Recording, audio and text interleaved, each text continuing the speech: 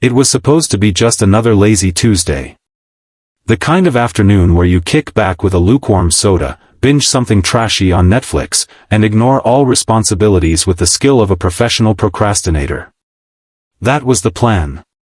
Simple. Harmless. Until she showed up. There I was, sprawled on the couch in my socks, half asleep with the remote dangling in one hand, when I heard the unmistakable screech of tires on asphalt. You know the sound, when someone brakes not because they're about to park, but because they've just spotted something that offends their entire soul. I didn't even need to look. That sound had one name in this neighborhood. Karen. My body tensed the moment I heard her heels click against the pavement. She had the sort of presence that made grass blades wilt and ring doorbells commit seppuku. I peeked through the blinds like I was in a low-budget spy thriller, heart already sinking. There she stood. Platinum bob stiff with hairspray, a salmon-colored blouse that screamed, "I run the PDA and ruin lives," and that signature scowl that somehow managed to accuse everyone of something. Today, her prey was my wife. Now, let me tell you about Shanice. If elegance, sarcasm, and "I wish you would" had a baby, that baby would be her. She was standing on our porch in a hoodie, fuzzy slippers, and a silk bonnet, holding a brown Amazon box. A perfectly normal woman doing a perfectly normal thing on her own property. But to Karen? Oh no. That was suspicious activity. Excuse me. Karen bellowed, marching toward the porch like she had a badge and backup. What exactly do you think you're doing? Shanice looked down at the box in her hands, then back up with one eyebrow raised so high it nearly relocated to another zip code. Retrieving my package? I didn't see the delivery. Karen snapped, as if that was somehow relevant. That could belong to anyone. You can't just take things. It has my name on it, Shanice replied coolly, tilting the box so the bold label read Shanice Williams in unambiguous glory. Karen squinted. Well, I didn't see you sign anything. I was already halfway to the door, phone in hand, because I knew where this was headed. Shanice, bless her, had the patience of a saint and the delivery of a stand-up comic. She wasn't raising her voice. She wasn't posturing. But that just made Karen more furious. She thrived on chaos, on people yelling back so she could clutch her pearls and call security. But Shanice? She was a brick wall in fuzzy slippers. Karen stepped closer to the porch. Look, I don't know who you think you are, but in this neighborhood, we keep an eye out for things that look out of place. You mean people, Shanice said, still calm. You keep an eye out for people who look like me. Karen gasped, as if the words were a slap. Oh. Don't you dare bring race into this. You brought it, Shanice said, when you brought yourself here uninvited. That was when Karen whipped out her phone like it was a weapon. That's it. I'm calling the police. I flung open the front door. Seriously? Karen didn't even glance at me. She was already on the line, shouting at the dispatcher. Yes, hello. I need officers dispatched immediately. There's a woman, she's taking a package that doesn't belong to her. She looks very aggressive, and she's threatening me on My Street. Shanice blinked. On your street? I stepped onto the porch, waving my phone. Cool, guess it's time for our weekly episode of Karen Ruins the Afternoon. Shall I live stream this one too? Karen snapped her head toward me, suddenly less confident. This isn't a joke. I'm trying to protect our neighborhood. From Amazon Prime? I said. You do realize you're calling the cops because my wife picked up her mail? She didn't prove it was hers. Shanice handed me the box wordlessly. I turned it so Karen could read the label again, then flipped it over to reveal our address, clear as day. Karen faltered for a split second. Then her face hardened. I don't care. I saw something suspicious. That's enough. That's not suspicion, Karen, I said. That's profiling. By now, a few of the neighbors had peeked out. Curtains shifted. Doors opened just enough for eyes to peer out like this was live theater. And Karen? She started playing to the crowd. She was hostile. Threatening. I didn't feel safe, she cried. I have the right to feel safe in my own neighborhood. My wife slowly sat down on the porch steps, box still in hand. She looked up at Karen with that same tired, unimpressed gaze that teachers give students who ask if they're doing anything important today. Let me get this straight, Shanice said. You felt unsafe, because I picked up a cardboard box, on my own porch, in bunny slippers? Karen puffed up. It's about behavior. Aggressive behavior. I haven't moved, Shanice said. I haven't raised my voice. I haven't even cussed yet. Karen's voice cracked. I'm not racist, okay? I'm not. A beat. Shanice leaned forward. You called the cops on a black woman for picking up her own mail. Karen started to speak, but the sound of distant sirens cut through the air like a slap. Oh look, I said. You invited company. She turned toward me, pointing. You're encouraging this. You think this is funny? I shrugged. Well, I was watching trash TV before this. You're honestly more dramatic. Karen's mouth opened, then closed. She spun in a huff as the first patrol car rolled up. 2 officers stepped out, looking more tired than alarmed. One of them, Officer Lewis, who we'd met before, tipped his chin in recognition. Afternoon, he said, warily. What seems to be the problem? Karen practically leapt toward him. That woman was stealing packages. I saw it. And when I confronted her, she threatened me. Officer Lewis glanced at Shanice, who hadn't moved from her perch on the steps. Did she? She's aggressive. Look at how she's sitting. The second officer looked at me. Do you have proof of ownership? I held up the package.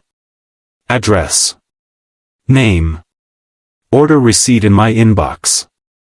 You want the tracking number too? Karen jumped in, desperate. That could have been faked.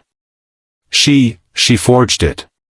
Ma'am, Officer Lewis said, gently but firmly, do you have any proof this package wasn't hers? Karen looked around. I don't need proof. I have instincts. That was it. I couldn't help it. I laughed. Loudly. You hear that, babe? I said. She has instincts. I guess your hoodie triggered her sixth sense. Officer Lewis sighed and turned to his partner. Let's check the footage. Already have it, I said, waving my phone again. Ring cam. High def. No volume spike, no aggression, just Karen showing up with the energy of a security raccoon.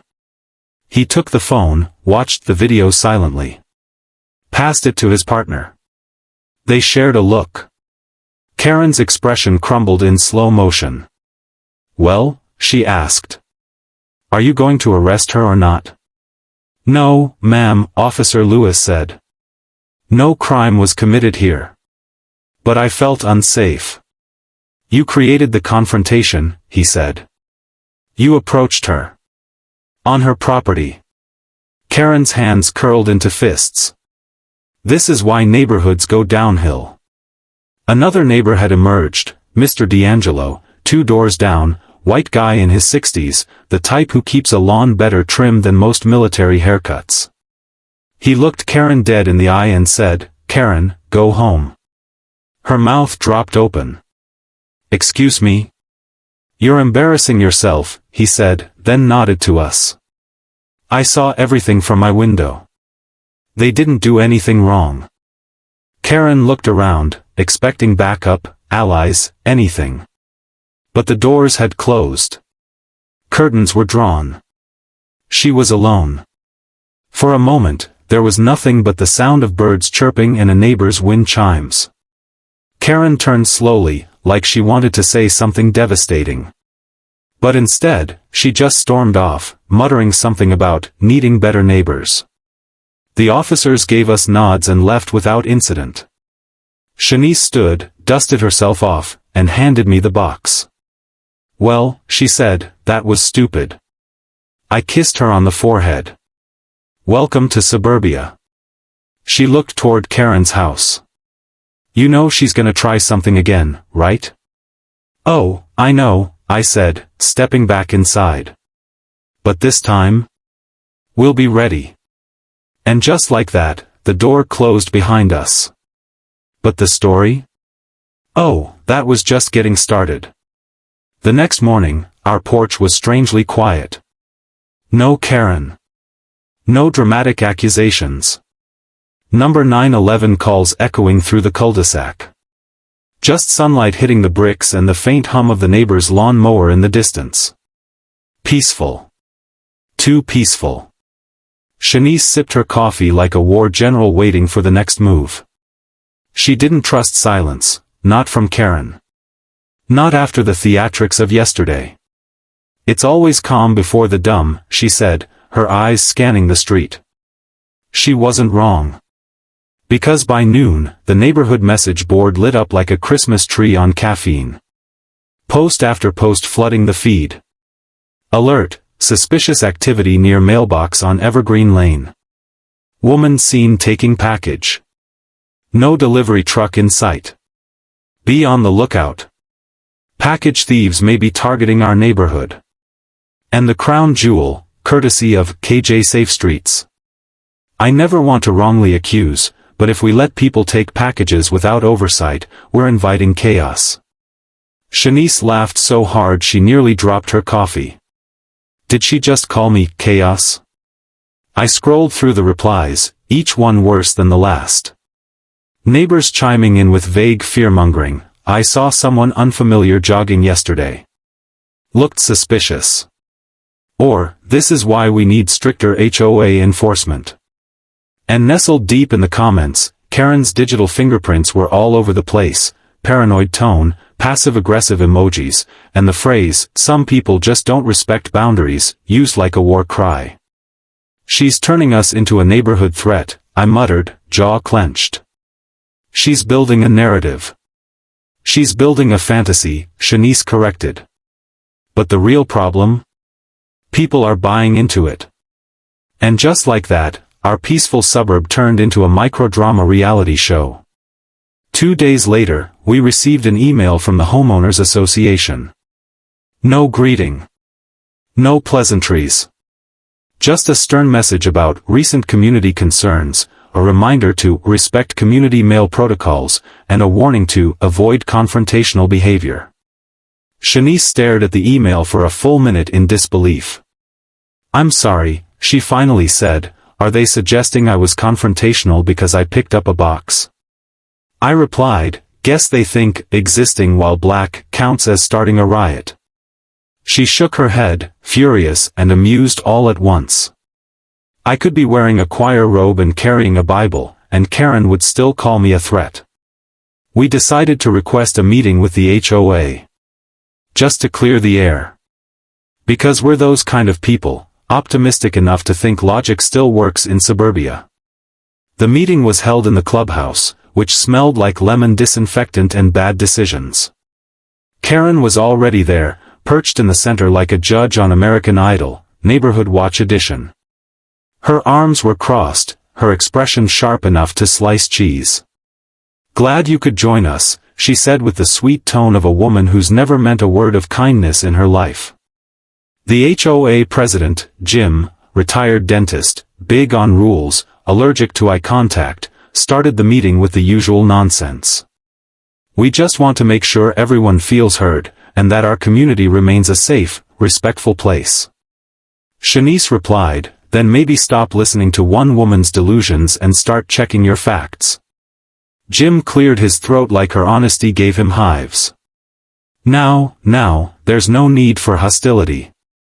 There is when a white neighbor calls the police on a black woman for existing," she snapped back. "That's not a misunderstanding. That's harassment. Karen gasped. I never mentioned race. You didn't have to, Shanice replied. It was in your tone. In your assumptions.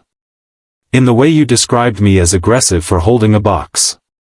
Karen sat straighter, voice dripping with fake concern. I was just looking out for the community. You're turning this into something it's not.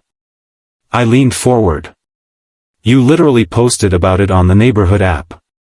You accused her of theft in front of everyone. Jim fidgeted. Let's focus on solutions moving forward. Shanice's eyes narrowed. Here's a solution: stop letting people weaponize the HOA to justify their personal prejudice. Silence. Karen's face twitched, but she said nothing. Her smile stayed plastered on, but it had the energy of a woman watching her grip on the neighborhood slip away. The meeting ended with no real answers. Just vague promises to review guidelines and encourage unity, which basically meant, please go away quietly. We didn't. Instead, we got louder. Shanice wrote a letter to every house on our block, detailing the incident, the police response, and included screenshots of Karen's wildly inaccurate posts. She slid each letter into a classy envelope. No drama, no yelling. Just receipts. Within 2 days, half the neighbors had reached out to us. Some were supportive. Others were awkwardly silent. And a few, the brave ones, even admitted they'd been suspicious too, until they saw how ridiculous Karen looked in the footage. But Karen? She doubled down. Next thing we know, she's put up flyers on lampposts. Neighborhood safety first. Don't let porch piracy go unchecked. With a generic clip art silhouette of someone holding a box, hoodie, of course. And just ambiguous enough to imply a threat without legally saying anything. Shanice ripped one down and stared at it.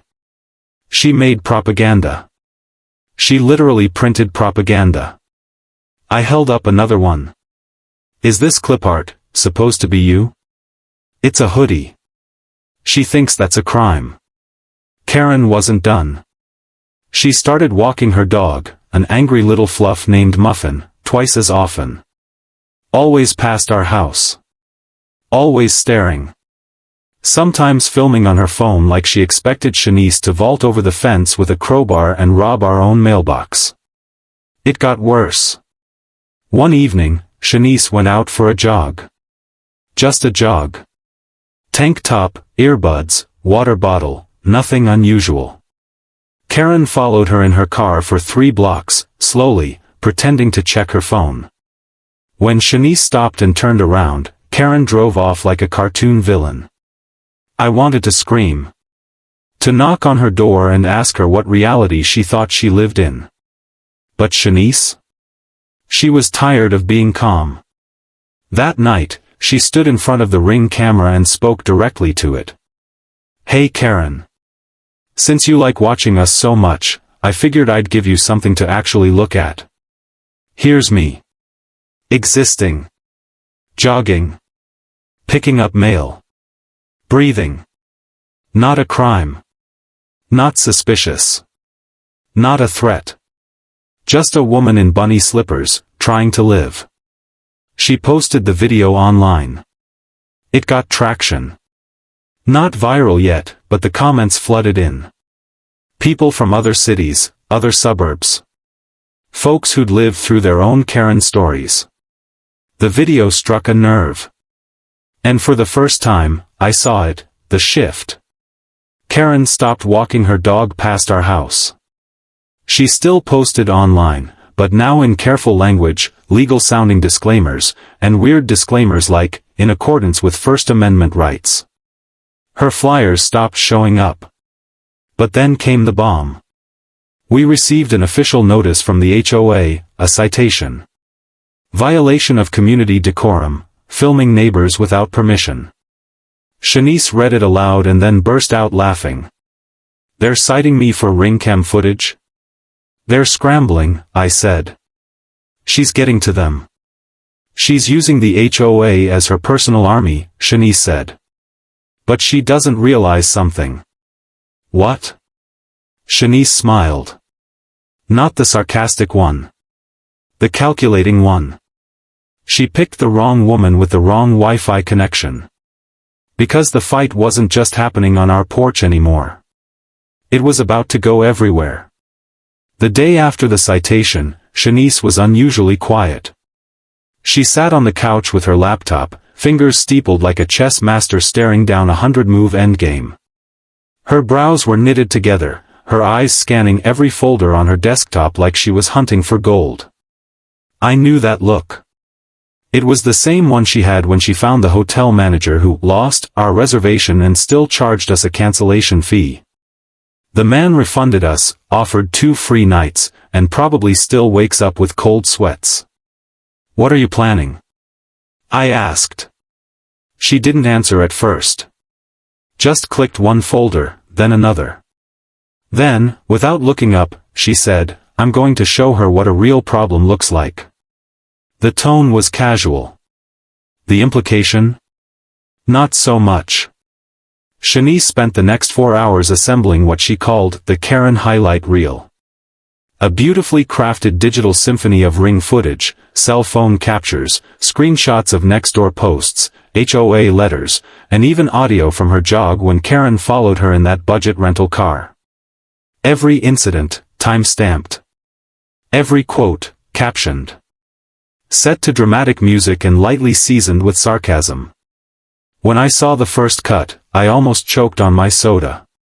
It was a masterpiece. Too much? She asked. Not enough, I said. Upload it. She posted the video to TikTok with the caption. This woman called the cops on me for picking up my own package. Welcome to suburbia. Hashtags, hashtag Karen Chronicles, hashtag Package Patrol, hashtag Black in the Burbs. It exploded. Within 24 hours, it hit 300K views. By the end of the week, it was past 1 million. The comments rolled in like a tidal wave of digital justice. She called the cops because of a cardboard box? Bruh. This belongs on Netflix. Surviving Suburbia, the Karen Saga. Your wife's patience is Olympic level. Then came the duets. Users lip-syncing over Karen's rants. Artists drawing caricatures of her in full, "Can I speak to your manager?" form. Even one guy who reenacted the scene with sock puppets. Sock puppets. Shanice watched it all with quiet satisfaction. I didn't need to yell, she said. All I had to do was let her yell loud enough for the world to hear. Karen, meanwhile, did exactly what we knew she'd do, try to play the victim. She went on the same neighborhood app she'd been using as her personal soapbox and posted a long, rambling manifesto titled, "When Being a Good Neighbor Goes Too Far." It was a fevered dream of denial, finger-pointing, and dramatic accusations. She claimed she was being cyberbullied, that her words were taken out of context, and that she only ever wanted to keep the neighborhood safe. But the comments under that post? Brutal. Karen, you called the police on a woman getting a package. You are the context. No one's bullying you. We're just finally seeing who you really are. Take accountability, not screenshots. And then came the kicker. An old neighbor, Emily, who'd moved out a year ago, posted in the thread. Karen did the same thing to me. Accused my teenage son of breaking into our garage. He was getting his bike. That was the domino. One story turned into 3. 3 into 10. Neighbors started speaking up, telling tales of Karen reporting them for petty things, playing music too loud, at 3 p.m., having too many guests over, planting flowers, not approved by HOA code. She wasn't just a nuisance. She was a pattern. And that pattern was finally unraveling. The HOA couldn't ignore it anymore. A petition began circulating, anonymous, but clearly fueled by the momentum of Karen's implosion. The goal? Remove her from the Neighborhood Watch Committee and revoke her role as Community Safety Liaison. A title, mind you, she gave herself. Shanice didn't gloat. She didn't post victory memes or make snarky follow-up videos. Instead, she crafted another video, quieter, more thoughtful. In it, she explained what it felt like to be policed in your own neighborhood. She talked about dignity, about bias, about what it meant to be seen as a threat for simply existing. No theatrics. Just truth. That one hit harder than the first. Even local news caught on. One outlet picked up the story under the headline. Woman shares viral encounter after neighbor calls police over package pickup. They reached out. Shanice gave a calm, intelligent interview. No dragging. No insults. Just her side of the story, backed by evidence and poise. Karen? She tried to do an interview of her own. It was a disaster. She stammered, contradicted herself, and then, out of nowhere, said, "I just don't understand why they needed to film me." That's entrapment, right? The internet responded accordingly. Someone edited her interview next to clips of movie villains saying, "I don't know what I did wrong." It hit 1 million views by morning. But the real blow came from within the HOA. 1 week after the viral video broke, we got another letter. This time it wasn't a citation. It was an apology. After careful review and community input, we acknowledged the events described by Mr. and Mrs. Williams were mishandled. We are taking steps to revise our community policies and ensure that no resident is targeted or harassed based on assumptions or bias. Additionally, Ms. KJ has been removed from her HOA committee roles effective immediately. I read it twice, then handed it to Shanice. She scanned it, blinked once, and whispered, "She's out." It wasn't just satisfying. It was restorative. That afternoon, we sat on the porch, sipping lemonade like petty royalty. Karen hadn't left her house in days. Her windows were shut tight, her front yard overgrown. No flyers, no patrols, no dog walks. The only movement we saw was the slow retreat of a plastic lawn sign that used to say, "Community first, crime never." It vanished overnight. The neighborhood changed too. More people waved when we walked past. Some dropped off letters thanking Shanice for speaking up. A few even apologized for not standing up sooner. One elderly neighbor left a potted plant with a note. "Thank you for your grace. And your receipts." Shanice grinned. "I like this neighborhood again." I looked at her, the woman who calmly took a storm, stood in it, and turned it into a spotlight. "You didn't just survive that mess," I said. "You rewrote the script." She leaned back, sunglasses on, sipping her drink. "You know what they say. When life gives you Karens." I raised my glass. "Make content? Make justice," she corrected. And somehow, I knew the story wasn't quite over. Because people like Karen don't vanish. They sulk. They fester. They find new hills to die on. But now? Now the whole block had cameras, clarity, and a brand new understanding of what suspicious really looked like. And it didn't look anything like us. It happened on a Saturday. The kind of perfect, breeze-scented morning where even the birds sound like they're humming the beat to a cookout playlist. Shanice had just put the ribs in the smoker. I was setting up the folding chairs. We were planning our first real backyard barbecue since moving in, a quiet celebration of neighborhood calm, overdue peace, and ribs so good they could silence political debates. That's when it happened. An SUV with tinted windows pulled up to Karen's house. Out stepped a woman in a sharp navy suit, holding a briefcase like it was forged from litigation and caffeine. She wasn't the usual HOA clipboard minion. This woman moved with a purpose. A couple more people joined her, and within minutes, Karen's front yard became a full-blown HOA audit. We didn't know it then, but a formal complaint had been filed. Apparently, a group of residents, led by the former quiet guy on the corner, who we'd barely spoken to before, submitted a dossier of incidents spanning 2 years. Harassment. Abuse of authority. Racial profiling. Intimidation. The board had no choice. They had to investigate her entire tenure on the HOA committee. From across the street, we could see Karen at her window, pacing like a sitcom villain in the season finale. Her hands flailed. Her lips moved a mile a minute. She tried to wave them off. Then argue. Then smile. None of it worked. The lawyer woman just kept flipping pages and taking notes. And then the unimaginable happened. Karen's lawn sign was removed. Not just taken down, but pulled out of the ground with ceremony. Like an exorcism. That sign had been a symbol of her self-declared authority, neighborhood safety first.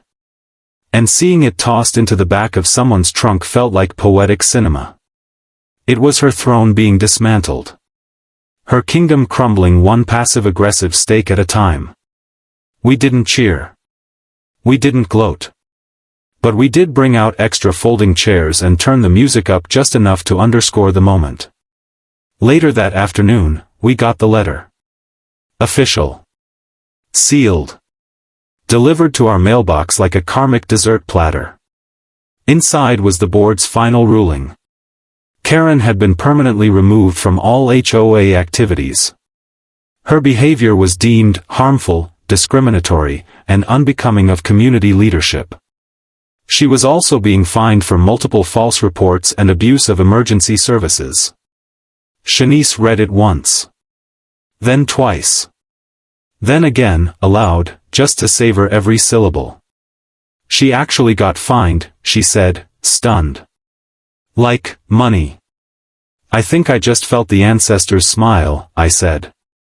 We posted a copy of the letter on our fridge, right between the family photo and a magnet that says, "Try Jesus, not me." The next day, something even stranger happened. Karen knocked. We stood there in the living room, frozen. It was like watching a horror movie and realizing the killer's outside, but instead of a knife, she was holding cookies. I opened the door. She looked smaller than I remembered. Not physically, just deflated. Her hair wasn't as stiff. Her voice wasn't sharp. She seemed tired. She started, avoiding eye contact, I wanted to say. I didn't mean for it to go that far. Shanice appeared beside me like summoned strength. You called the police on me. Karen swallowed. I thought I was doing the right thing. Shanice didn't blink. You thought being suspicious of my skin was a public service? I was scared, Karen mumbled. Of me picking up a package? Karen hesitated, then looked up. I'm sorry. There was a long pause. Shanice didn't speak. Didn't move. Just looked at her. And then, quietly, Shanice said, I accept your apology. But that doesn't mean I forget. Or that I trust you. Karen nodded once. I understand. She turned to leave, but then stopped. You made a video. I did. It made me look. Like yourself? Shanice offered. Karen flinched. Then nodded again. Goodbye. We watched her walk away. No dog. No phone. Just silence. And in that moment, I realized something, this wasn't just about us. It never had been. It was about everyone who'd ever been followed in a store, doubted in a classroom, questioned on their own property. It was about rewriting the narrative Karen had tried to own, not with rage, but with resolve. A week later, we hosted the cookout. The neighborhood showed up in full. People we hadn't seen in months, some we thought had silently sided with Karen, now bringing potato salad and folding tables like they were trying to make amends through barbecue diplomacy. Someone even brought ribs. Kids ran through sprinklers. The playlist was peak summer vibes. And Shanice? She wore her bunny slippers like a crown, floating through conversations with that effortless mix of grace and zero tolerance for BS. At one point, Mr. D'Angelo from 2 houses down raised his beer and said, to Shanice, for reminding us all that the porch isn't just wood and nails, it's a boundary. And boundaries deserve respect. Applause followed. Real, genuine, hand-stinging applause. And for the first time in weeks, Shanice looked rested. Later that evening, just as the sun dipped below the rooftops, she leaned over and said, you know what I realized? What's that? Karen tried to make this neighborhood hers by force. But I made it mine by existing. I smiled. And by uploading her greatest hits to TikTok. She smirked. That, too. We sat there, watching the stars come out, the chatter of neighbors blending with crickets and wind chimes. No sirens. No shouting. Just peace, at last. But before we went inside, I looked down at our doormat, one Shanice had ordered just after Karen's HOA reign ended. It read, we mind our business here. So should you. And just like that, we closed the door behind us, not to shut the world out, but because finally, we knew it couldn't force its way in again.